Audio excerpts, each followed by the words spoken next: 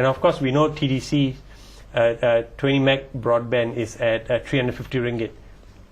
So which is way above the 20 meg that Time Telecom is offering at 249 ringgit. So you go back and forth. So it's very interesting looking at the issue.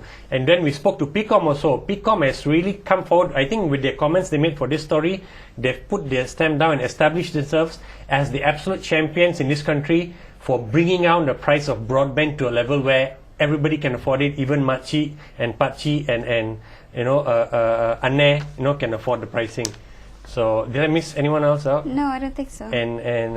And yeah, so it was quite interesting. Look at what they said. They said that because ICT is a key enabler for this high value activities new economic model, the issue is that the pricing has to be very affordable. And they say we already got issues and problems and challenges which include low availability of price competitive optical fiber domestically, insufficient submarine cable internationally, and dominant position of TM with respect to Malaysia's fiber. They say all this results in an uncompetitive business environment.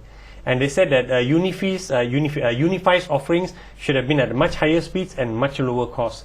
And they compare with Singapore, where they said Singapore you're paying 93 US cents per meg of broadband access. In Malaysia it's like 20 times more. But I think they've got their pricing from a report that online news site did, which I think is not that accurate. But they're basing it on that, so it's quite interesting. And then they also said that the planned nationwide rollout for HSBB is going to be too slow to acculturate the entire nation, into this high broadband, ecosystem. And they're saying that if you've got poorly equipped infrastructure capacity, the country cannot move ahead into this innovation-driven and blah blah blah, new economic model. So that was their point they made, and they're really saying you've got to bring the price down so low that it won't be a barrier for anyone to adopt. Which brings me to the round table we wrote about, which is in this week's issue on our digital economy. It looks like I'm dominating the show now. I'm going to quickly move to Aisha. But in this round table, round table, right? Actually, they all kept saying the table was square, so it doesn't sound right when I'm saying round table. But in the panel discussion we had on the digital economy, a lot of the discussion was centered around broadband as an enabler and as an accelerator also.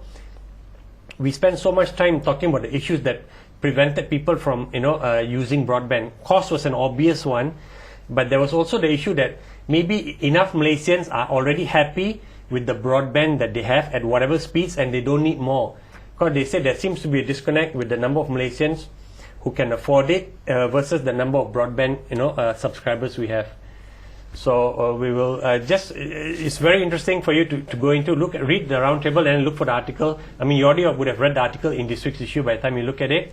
But Aisha, let's move on to what you wrote about Scully, right? Which is one of the early birds in the internet economy, and they're still around. Yeah, well, actually, this is just my personal impression of Scully. They did about 23 million revenue 2008. Okay, okay, not last year, 2008. They say they haven't closed the books yet. 20 to 30% of their revenue actually comes from web hosting, and I think they recently launched a Embun web hosting solution. Embun web, okay. I asked him, and the fact that actually he says that he thinks this 20-30% is going to grow. Meaning Aini, right? Yeah, the president and co-founder. He said that he thinks that this area will grow. But my point of view is that I think that this is a business it's a commodity business. It's basically a volume game. But he feels that in Malaysia, at least the Malaysian market, he has plenty of space to grow as more SMEs and individuals go online. Okay. However, 50% of the revenue still comes from the public sector, which is the government. They're doing the managed portal services project, I think, that's worth 258 million. That one started in 2008, so they're halfway there. My